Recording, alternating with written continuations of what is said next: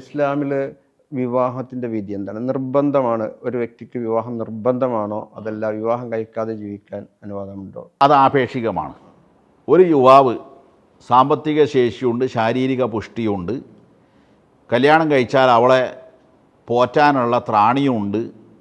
അങ്ങനെയുള്ള ഒരാൾ തെറ്റിൽ വ്യഭിചാരം പോലുള്ള അവിഹിത ബന്ധത്തിലേക്ക് വീണു പോകുമോ എന്ന് ഭയപ്പെടുകയാണെങ്കിൽ അവന് വിവാഹം വാജിബാണ്, നിർബന്ധമാണ്. ഇനി അങ്ങനെ ഭയമൊന്നുമില്ല, ഇതിനൊക്കെയുള്ള കഴിവുണ്ട്, പ്രായമൊക്കെ ആയിട്ടുണ്ട്, ഒരു കുടുംബത്തെ സംരക്ഷിക്കാനും പോറ്റാനൊക്കെ പറ്റിയ ഒരവസ്ഥയിലാണ് എങ്കിൽ അവനത് മുസ്തഹബാണ്, അഥവാ അഭികാമ്യമാണ്.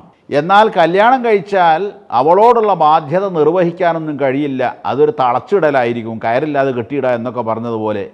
ഒരു സ്ത്രീ എന്നുള്ള അർത്ഥത്തിൽ അവളുടെ ജൈവികവും അവളുടെ നൈസർഗികവുമായ ആവശ്യങ്ങൾ പരിഗണിക്കാനോ അത് പൂർത്തിയാക്കി നിർവഹിച്ചു കൊടുക്കാനോ ഒന്നും പറ്റാത്ത രൂപത്തിൽ അവളെ കെട്ടിയിടുന്ന ഒരവസ്ഥയാണെങ്കിൽ അവളോട് ചെയ്യുന്ന ദ്രോഹമായിരിക്കും. അപ്പോൾ അങ്ങനെയുള്ള സമയത്തുള്ള വിവാഹം ഹറാമായിരിക്കും.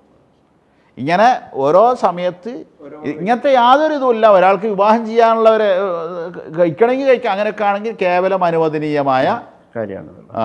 ഇതിൽ നിർബന്ധവും വരുന്നുണ്ട്, അതുപോലെ തന്നെ അനുവദനീയമായ ഹറാമും ആകുന്നുണ്ട് അവസ്ഥയും വരുന്നുണ്ട്. അതെ അതെ.